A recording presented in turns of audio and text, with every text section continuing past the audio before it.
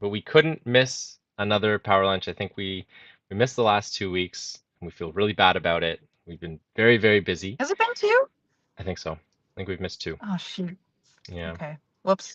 Um, Dakota's on the road right now. Obviously, you can see she's in her car. She's parked. She's safe. Yep, not But moving. Don't we didn't want worry. to we didn't want to miss this, so we decided to make it work. She's basically a guest on the show, on her own show right now, which is kind of cool. Hopefully everybody can hear her. I know the last time we tried to do this, there was some audio glitches. Let me know in the chat. We are live right now on Facebook and on YouTube. I like to Um, talk too much for me to be unhearable during this. Hopefully everyone can hear me. yeah, so let's make sure. I'm going to be monitoring the chat the best that I can. Obviously, I'm not in my own typical setup either. Dakota cannot see the chat, unfortunately, but I'll be here to read No, it. but Jeff can. Jeff can, so make sure if you're here, you say hello. As usual, we like to be as interactive as possible, even if we're in weird setups and I can't read the chat. Doesn't matter. We still like to be interactive, because otherwise it's just going to be us chatting the whole time, which is also okay. But we like to hear from you. So if you're here, say hi. Welcome to our power lunch. If you're here for the first time, like I said, we'd like this to be as interactive as possible. If you've joined us before, welcome back. You already know the drill. Um, yeah, we're gonna do the best we can today. Yeah, we want this to be interactive, so um, we'll be reading the chat. We'll be paying attention. So if you have something to say, comments, questions, that kind of thing, definitely reach out and don't forget to drop a like and share the stream with people that you think might enjoy it. Hmm. Today's We have topic. a oh Go ahead. yes. I was gonna say we have an interesting topic today, so we're on the same wavelength. What it takes to be an active investor. Hmm. So, what kind of struggles, the good, the bad, and the ugly, that kind of thing. Um, Talking about being an active investor. That's today's talk. Yeah. So this actually came from conversations that both Jeff and I have had in the last couple of weeks. We interact with a lot of different investors that are at different points in their journeys. And this was a conversation that we had with two different people that kind of sparked this conversation today. And we both think it's a really important topic. And I think one that not a lot of people talk about very often, is the difficulty, I guess, that can go into being an active investor, because we see a lot on social media that it's, rainbows, butterflies, lovely. We get these buildings, we add value to them, we do the refinance, we pull money out. It's lovely. And of course, we love it when that happens, and it does happen. But there's also, there's a hard side to being an active investor. Yeah. So that's what inspired today's talk. Yeah, and being coaches in the space as well, actually, one of the first, actually, the first coaching call that we ever have with our students is always around what is your why? Why are you doing this? And digging in to really understand not just the surface level, oh, I want financial freedom, but what is financial freedom going to give you? And similar to Simon Sinek has a book called Start with Why. And he talks about 7 levels, 7 layers of your why. So really digging down to understand, why do I want that? Okay, so why do you want financial freedom? What's that going to give you? Come out with an answer to that, and then ask yourself why again, almost like a like a toddler that's very curious Yeah, and wants to keep asking why, yeah, why, why. Um, Understanding that is going to allow you to push through the difficult times. So there are, and we're going to talk about what some of those difficult times look like. But within any, and this isn't just real estate, this is entrepreneurship. right? It's not always easy, and having a good understanding of why you're doing what you're doing, what is the outcome that you're trying to achieve, is going to help push you through that. And I'll give you a Mhm. pro tip. Money is not the answer. What will money do Never. for you? That's the answer. Hmm. Hmm. Yeah, and I think we've talked about having a really strong why multiple times on this power lunch, and I feel like we keep harping on it, but it's because it's so important. And we've had examples, both Jeff and I have had examples of why it's so important. I mean, with ourselves, we have it with ourselves, I think, every day as entrepreneurs, but we've seen it with some of the people that we work with, how important having that why is, and why it's so important to have it at the beginning. Because when you're just getting started, it's exciting. You have all this motivation to get going.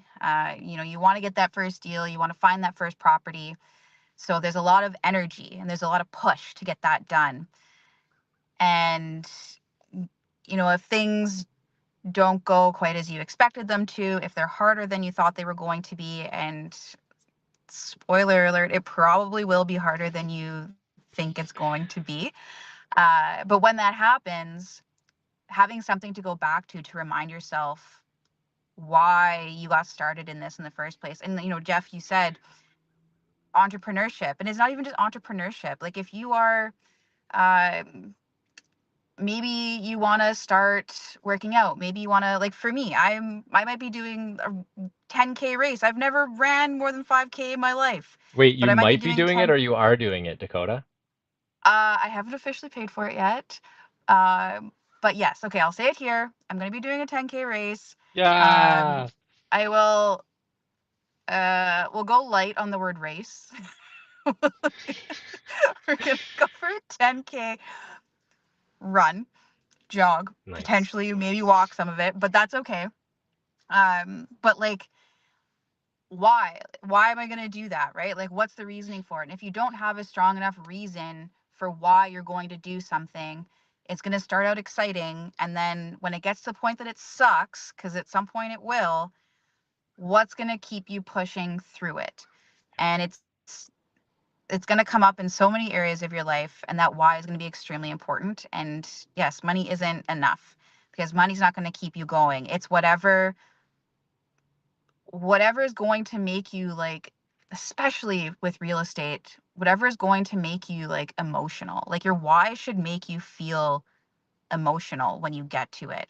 And I don't know about you, but, like, I don't know, the thought of, like, being, having a net worth of a certain amount, yeah, I get excited about it, but it doesn't make me, like, want to cry. Like, I get Yeah. excited, but I'm not like, oh my God, I feel that deep. So, what is it? What is it that's going to make you really, really feel something? Yeah. And So, and digging 7 layers again is they people say that it's like peeling back the layers of an onion. And what happens when you peel back the layers of an onion? Typically you cry if you've developed an emotional attachment to that onion. yeah, I always develop an emotional attachment to my onions. It's very sad day. Yeah. But yes. So, I guess before we even get into the what are the difficulties of being an active investor, that's a really important place to start, because it will help you get through those periods of time that are difficult. Yeah. And a Um, why not powerful enough or not strong enough, just you won't have the determination to get past whatever that difficulty is. Really mhm, understanding why you're doing something. mhm. Why do you want to go to the gym and So work out, right? get strong, get strong. Why do you want to get strong? Uh, so I, so I can run a freaking 10K race. Why do you want to run a 10K race? We don't have to go down, but that's the idea. But you get it, yeah.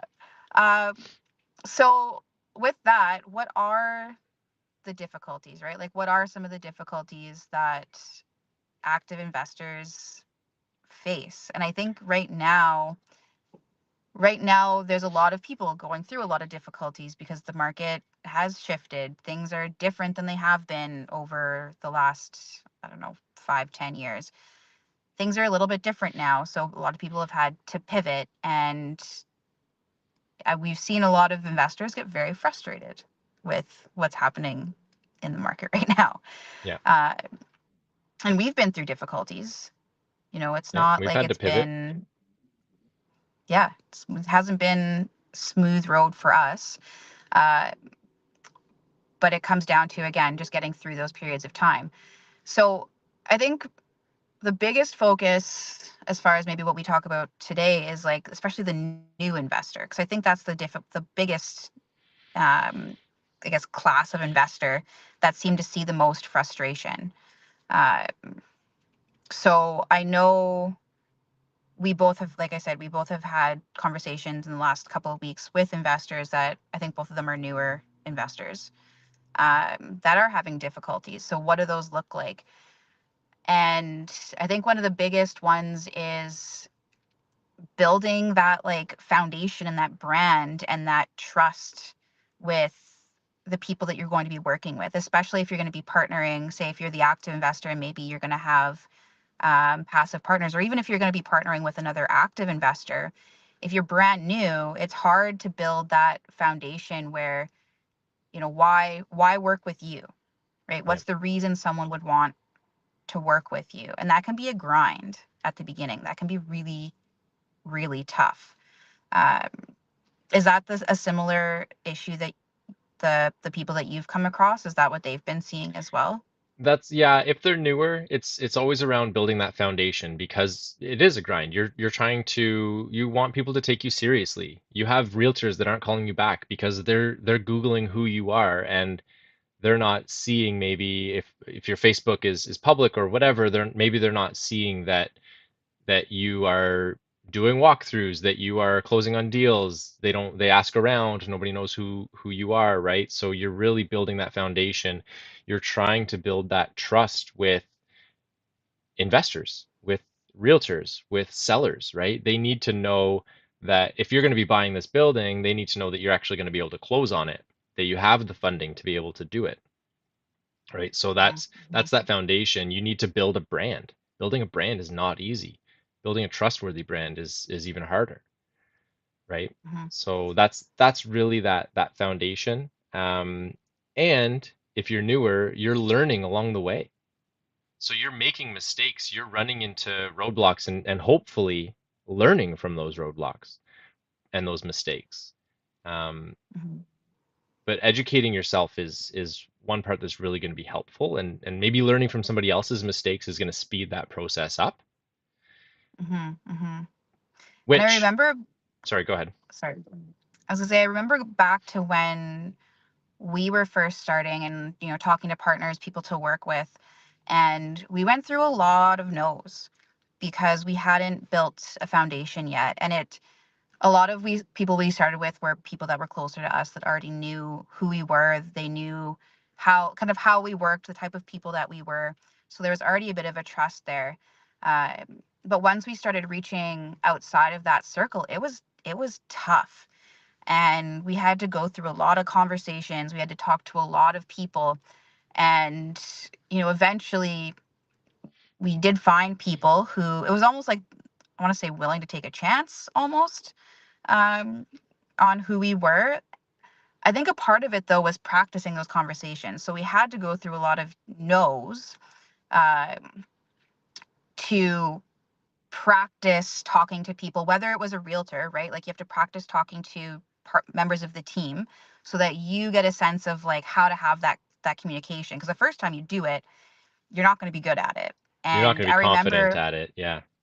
no, like I remember actually calling my first realtor from an investment perspective, and I had the number dialed on my phone, and I sat there and I stared at that phone for like, I don't know, it felt like hours. It was probably like 10 minutes, but I sat there and stared at it and had, like, I remember counting down, going like 3, 2, 1, hit. And I hit the call. We made the call. It was super awkward. I like said all the wrong things. I don't think they took me seriously at all. And, but I got, you get through the first one, and you just have to do it. And then you practice it and you practice it and you learn kind of like how to have those conversations. Then you start to be taken more seriously. And you're still going to get the no's, but now at least you're having better conversations. And then eventually you'll get that yes. But it's hard at the beginning, because, like you said, you're practicing, first of all. And now you also don't have a track record. So now you have these two things that are working against you. So you kind of have to get through the practice. Once you get better at it, then you have like a better chance of getting that yes. But it's hard. It's hard at the beginning. Yep. Yep. A lot of no's, and I remember doing the same thing, right? It's like, okay, it's time. You have to call X amount of realtors, um, to like during that week or whatever, and you just I sit there remember there with was it. a week I think we in like combination called like 40 or 50 realtors Yep. in a week. Yep. That was when And we were doing like flipping. We had like single family homes that we were calling. mhm, yeah. And it was having, the same conversation. I see you have this listing, like to know more about it. Do you have any similar listings? This is what we're looking for. And just to have somebody on that list like take you seriously. And you know, it took more than those 40 calls, Yeah. um, to get the job done. So, if you're out there and you're trying to call people to work with and they aren't getting back to you, they aren't doing those walkthroughs with you, don't it's not you. Well, it might it kind of is in a way, but it's not about necessarily you. It's you having to like do that practice, and eventually you'll find someone that will want to work with you. So don't take that one personally. If it's not going to work, just move on, call somebody else, have conversations, because for us, we called 40 people in a week, and we called more people the week after and more people the week after. But you have to be willing to do that in order to get where you need to go. And if it's not realtors, it's going to be another person on your team. It's going to be a partner that you need to work with. Um, but you need to practice it. Yeah. You need to be willing to make that call, because it's hard. Yeah. And most It's active uncomfortable. investors are raising capital, right? And so now you're also having conversations with investors that you want to bring onto your Mhm. deal passively. So now you're talking about building that foundation. You want to build that deal flow. You need to have realtors and sellers that are willing to trust you. And I think we just lost Dakota. Give me 1 second here. It's not a perfect system that we've got, but I think you're back. I think you're here. Oh, and I have And balloons. you brought balloons with you. That's fun. Wow. Fancy. I can't do it again. You don't need to do it again. That's okay. It was fun. It was one way to come Um, back. that is one way to come back. I'm back with balloons. I don't know how to make that happen. I think I have a Mac that does that, but anyway, I don't know. All I did was this. So that's okay. Um, but yeah, you I were lost my talking train of about thought like now. partners. You're talking about Oh partners. yeah, so you're building deal flow. You need sellers and realtors that are going to be trusting you, and then trusting that you're going to be able to close on the deal, that you have the funding, that you have the investors backing you. And then on the flip side of that, you also need to be building your foundation and trust with investors, with people that are going to join you on that deal and down that down that journey that you're taking. So there's a lot of building, there's a lot of trust, there's a lot of branding essentially, um, and it's not easy. Like Dakota said, there's going to be a lot of no's. You just need to be willing to hear enough no's to start hearing yeses. Hmm. Hmm. Yeah, isn't there? I can't remember what the number is, but it's like you need to do something a lot of times I to mean, there's like the 10,000 master hours it. to become an expert or Yeah, master, 10,000 hours. there you go. Yeah. Um, yeah, yeah, you hear a And lot of no's. and if you're making like 10 calls, or you're sending out 10 flyers, or you're talking to 10 people, and you get all those no's, and that's what's going to stop you, like that's where you're going to end, you're not going to last very long. Yeah, So you yeah, need to be okay with like doing 10, doing 20, doing 30, doing 100, doing 200, and pushing. And also reflecting back on like how those conversations went, because you have to be improving every time you have those conversations. So if you hit a roadblock, instead of giving up, go back and kind of analyze, okay, what have I done? What could I have done better? Maybe talk to somebody who is already doing these things and review the conversations you're having with them to get some feedback so that you can make some changes to do better next time. But you basically need to be willing to continue to do it. And maybe you are doing it right, but you still need to continue to do it, because even if you are doing it right, you're still going to get no's. Yeah, absolutely. So Yeah, there's once you a start getting yeses, they're not all yeses from there. You're still gonna get no, no's. you'll get your one, and then that'll be like there. That one yes could be Thank you. worth it. Yes, 100%. 100% is going to be worth it, but you When have to get um there. when we first started, there was this statistic that was thrown at us that scared the crap out of me. It was basically out of 100 deals that you look at, 10 will be worth offering on. Out of those 10 that you offer on, 3 will actually be willing to counter with you, and actually work with you and negotiate. And then out of those 3, 1 will close. So we're talking 1 out Hmm. of 100 deals that you look at. Hmm. So if you're not Hmm. willing to do those 100 deals before you get one, and obviously that's a rule of thumb and it's just kind of a statement, but it really goes to show that you need to be willing to put in that work in order to get the result you're looking for. Hmm. Hmm. And what's the result Yeah. you're looking for? I mean, bring it back to your why. Yeah. Yeah. And we can even look at kind of even beyond just working, like who you're going to work with in a deal. Like I'm thinking back to the first deal we ever did, which is like it's been like 5 years now or something. We're getting close to five, Hmm. which is crazy. Yeah, we started working on our first deal 5 years ago. Um, yeah, 2018, 2019. Yeah. Oh, even I think uh, the first either intentional way, it's investment been a property, while. I think, was 2019 is when we closed on it, but I think we started looking at it in 2018, Yeah, it's been some time now. That the project now is like it's great, which is makes and me we still very have it. thankful that yeah, it makes me very thankful that you know, the punches landed and we were just like, "Yep, that's okay. That's okay. We're going to keep going. It's going to be great." Uh but I'm back to like thinking back to our first deal. Like we learned a ton from it, and we can talk about kind of the education piece that we learned afterwards. But there were a lot of like punches that landed during that deal that, it didn't feel good. There was a lot of stuff that Yeah. we had to push through, had to get through. Um, we probably didn't do the proper due diligence on our contractor. We had to like put stuff up, rip stuff down. The wall was finished and they were like, oh, by the way, we got to cut this massive window. So we got to redo a bunch of the stuff that you've already done. Like it should have been a pretty straightforward.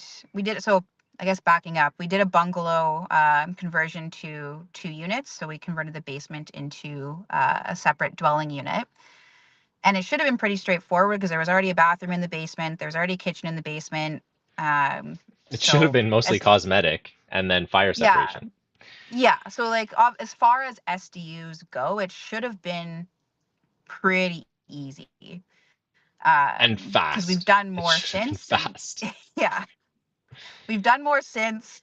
Very different experience. But thinking back to that project, it cost way more than we thought it was going to. It took way longer than we thought it was going to take. We didn't necessarily do the right due diligence on our contractor, and this was all learning for us. We didn't have the But the right result mortgage of product on it either. we didn't have the right mortgage product on it. Yeah, I forgot about that. So we we learned a lot through it, but it was also hard because we had to do a lot of pivoting. We could have given up at some point and just said, Uh-oh. Dakota, I think we've lost you.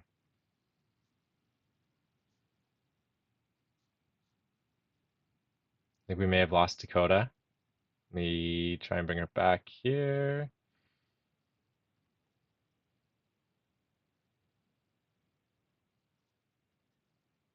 I don't know where I think she's in Cobden right now. That first project. Let me see if I can get her back. That first project was a doozy for sure. That project was learning as we go. That was learning on our own. That was the DIY.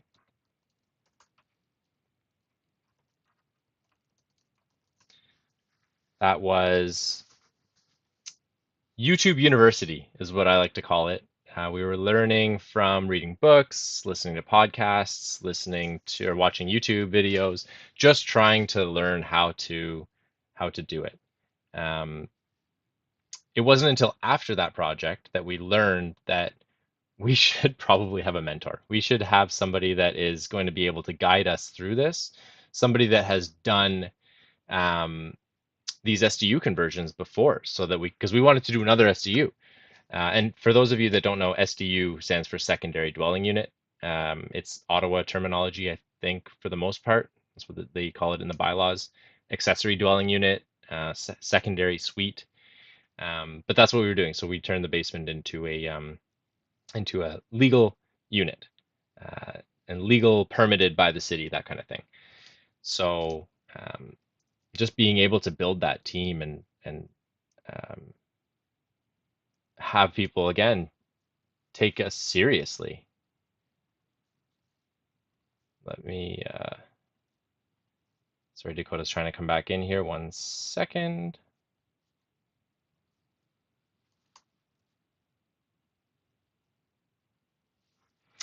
Sometimes technology is great, and other times, we run into little mishaps, but it's okay.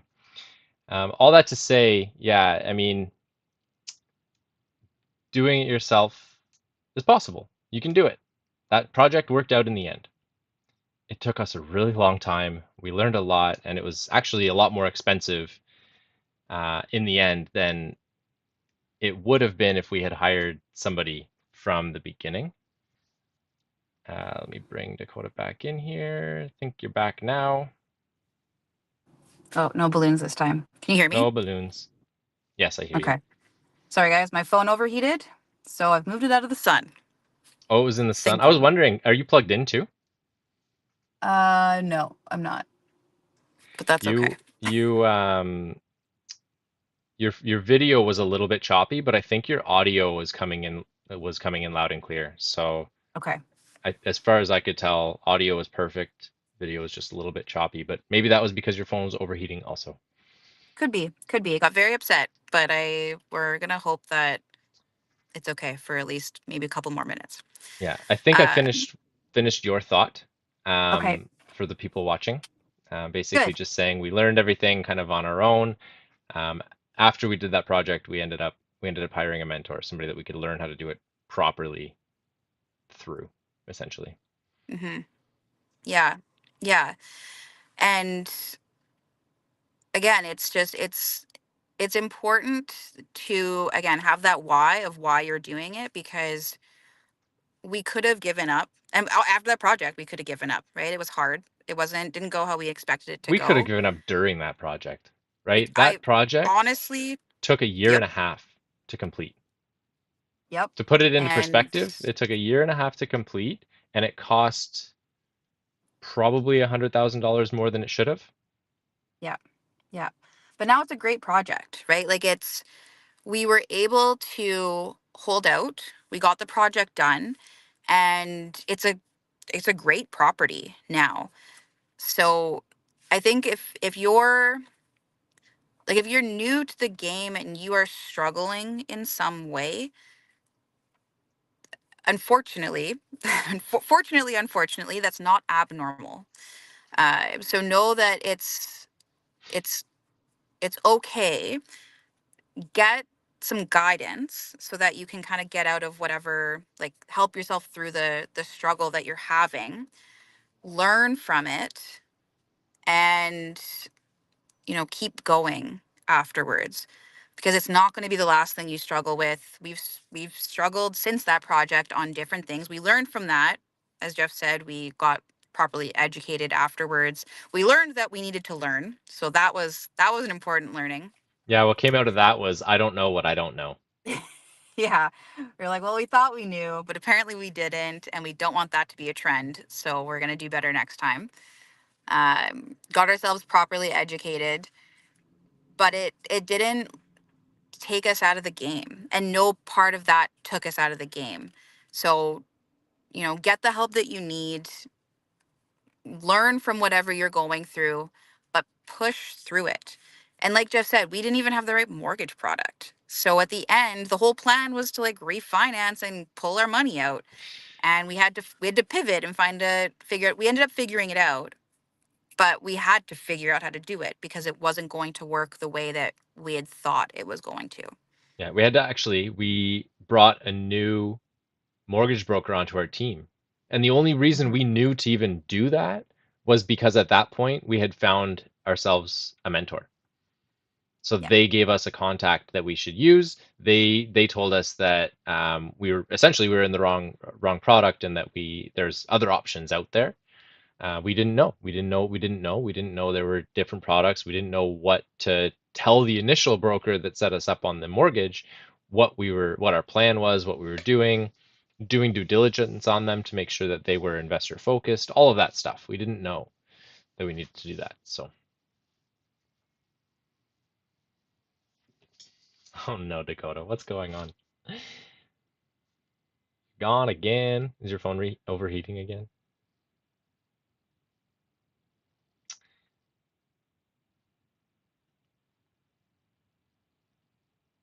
Let me get her out of here. Um, that was us again, learning the hard way, learning from our own mistakes. Um, it's important. It's important to learn. You're going to learn. Failure is going to happen, but it's really only truly failure if you don't learn from it and if you can't move forward from it.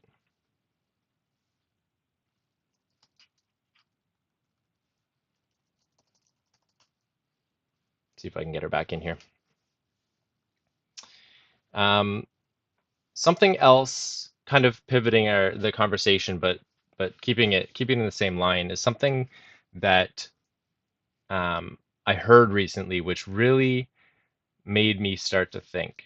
And the way that I sum it up is to say, just because it's for sale, and we're talking real estate, we're talking about property, just because it's for sale doesn't mean that the seller wants to sell.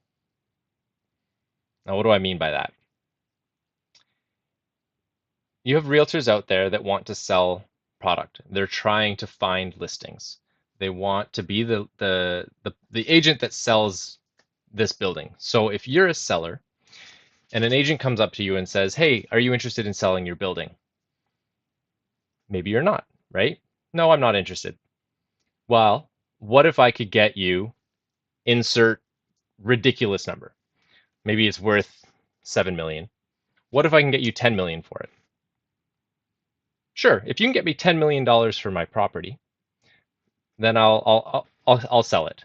Okay, perfect. I'm going to list it $10 million. Now you have this product on the market that is way overpriced. The seller's not really that motivated. They're happy to keep it, but if they can get $10 million for it, then of course they're going to sell it. Sorry, let me get Dakota back in here. She's here. Welcome back. Did you overheat again? Yeah. Can you hear my air? Can you hear the air Yes. conditioning? Yes. Shoot. Shoot. Okay. How hot is it in Well, your car? What's going on with you? I think it's only because it's running video. I'm okay, but I think my phone's upset. It's a lot for my poor phone to take. Oh my God. And Um, your poor latest poor iPhone poor 15. phone. Come on. Poor phone. I know. Can't handle a little Okay. video. So Well, sorry, I was in the middle of talking about how just because it's for sale doesn't mean that they necessarily want to sell it. So Yeah. at this point, we're now looking at a listing that is whatever. In this example, I've basically made it to be a $3 million over what it's actually worth because the agent has now promised the seller, hey, I can get you 10 million for your building. Um, that seller isn't really motivated to take anything less or take what it's actually worth. So now you Mm-hmm. end up with investors coming to the table that say, hey, I've underwritten the building. There seems to be a little bit of a discrepancy between what you're asking for it and what my underwriting shows that it's worth. So here's an offer of whatever 7 million because that's let's say that's what it's worth, right? The seller looks at it and says, no, I'm not interested. The agent comes back and says, sorry, they're not interested. They only want to take 10 million. And now you have an investor on the other end that's really, really frustrated because they can't fathom why this seller isn't willing to entertain their offer and where this crazy $10 million number came from. Mm-hmm. They have high expectations for it. They're not motivated to sell it. They'll sell it if the right buyer comes by that is willing to pay their astronomical price. There's Yeah. a lot of them out Yeah. there, and agents are creating these scenarios because they want the listing, they want to sell it, and they want the commission from it. At the end of the day, the Mm-hmm. agent's just trying to sell the building, right? So again, you're going to see Yeah. fudged numbers when it comes to listings. You need to trust but verify. You want to do your own due diligence. Um, Property management will be left out because you're going to be managing the property yourself, right? So all of this happens, and as an investor, you're kind of stuck on the other end going, I don't understand like who this guy thinks he is, this seller thinks he is. This doesn't make any sense. But it doesn't make sense Mm-hmm. because they're not actually motivated.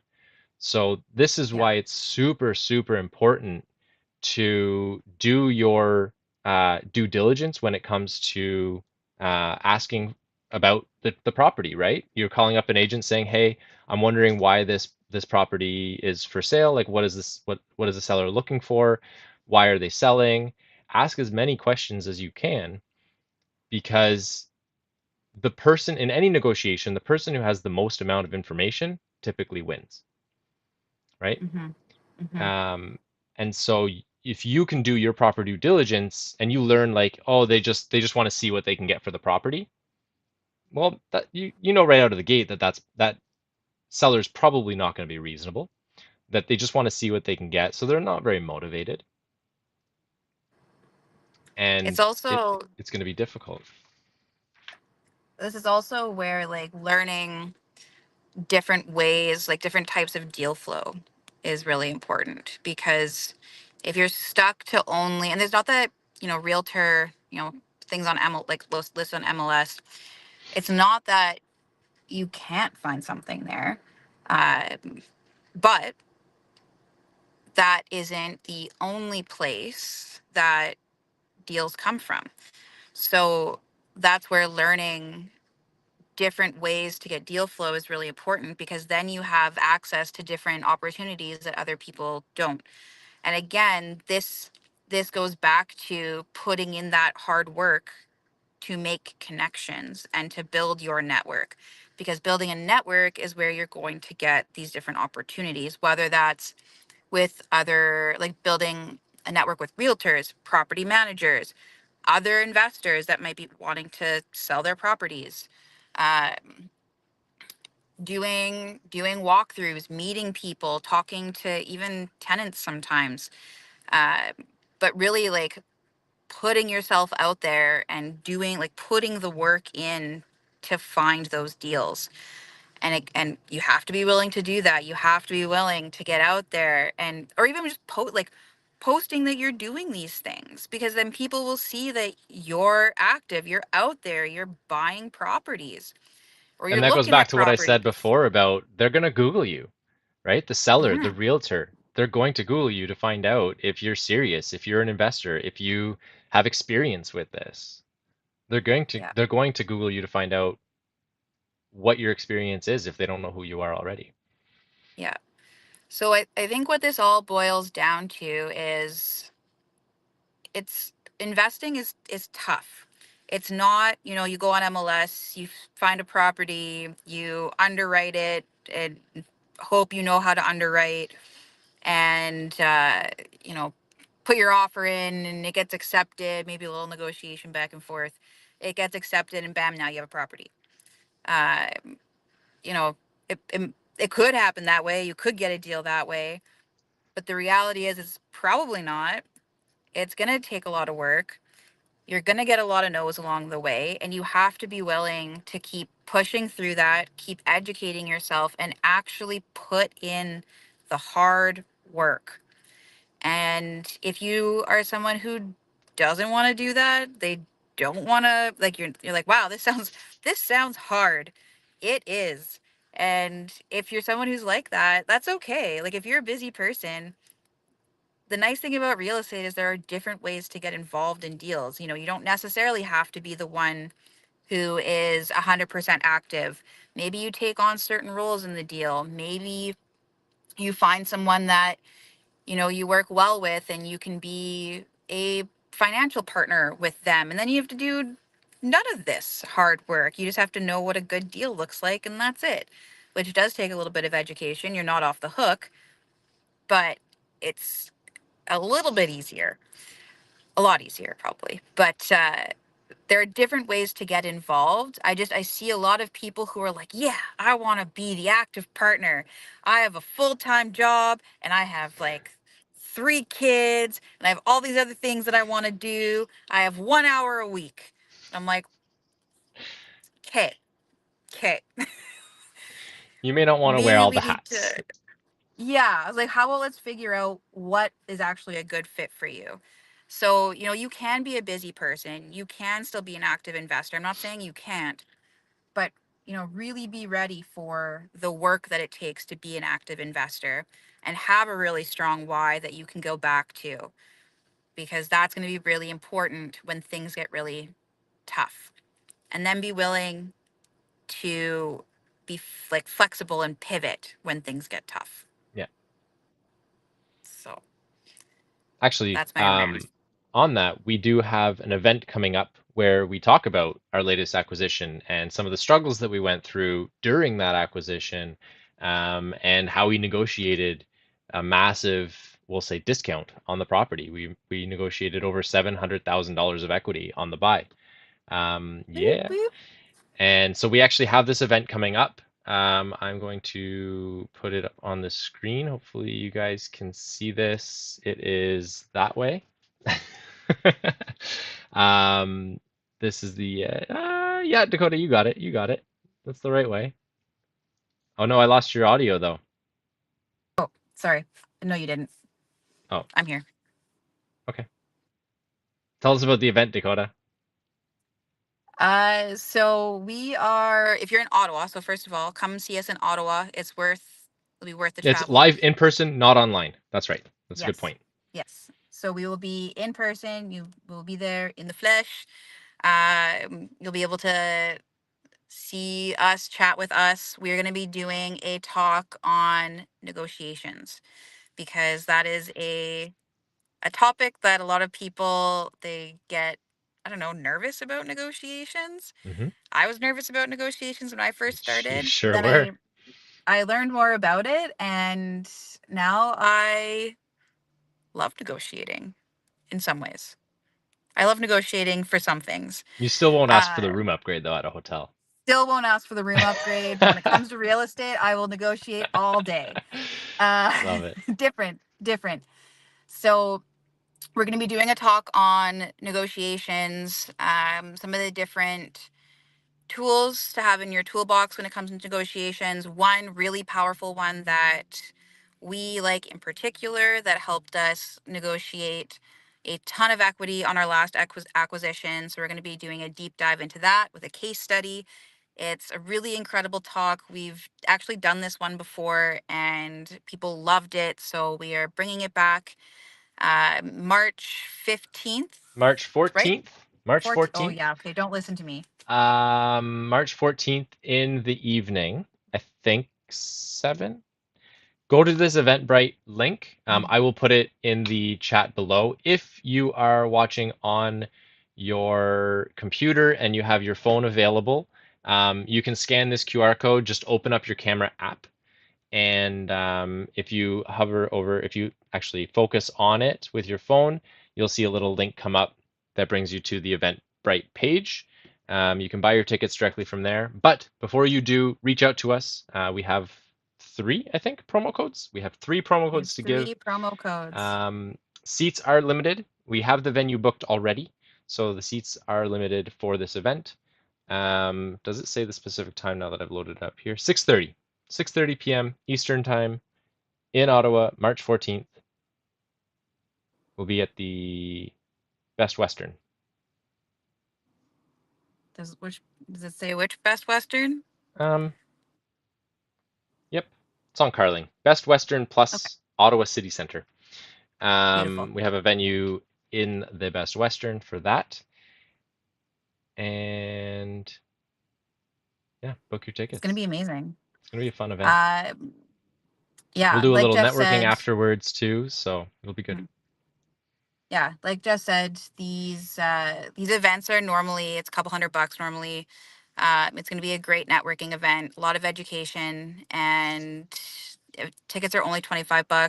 But because we love you and you come to support us every week on our lives, we want to give you a special treat. So we have asked for 3 promo codes. So make sure you message us to get one of those 3 promo codes, but do it ASAP because we only have 3 of them. So So I'm putting it as a comment, if I can, right now in the Facebook chat.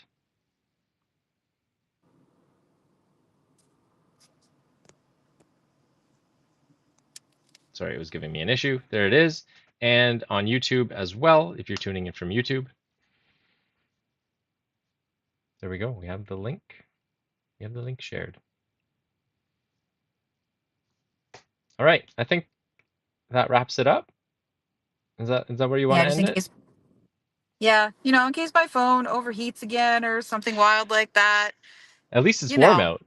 It's a beautiful it is day for definitely warm driving. out. It's like It 18 is degrees or gorgeous. something today.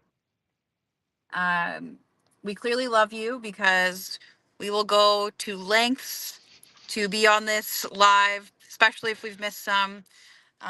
We're lucky that we don't have any like weird creepers in the background, so that's good. But we love you. There And was a truck beside you. It's gone now. there was, yes. People are probably thinking I'm a little weird, but that's fine. This It's is all life for now. you. People It's do all these for you. from their cars all the time. That's Love true. it. Thank you all for tuning in. This will be on YouTube. Direct link for YouTube. It'll stay there. Um, thank you for tuning in, Yeah. We'll see and we'll you we'll next see you week. next week. Oh, and at our event.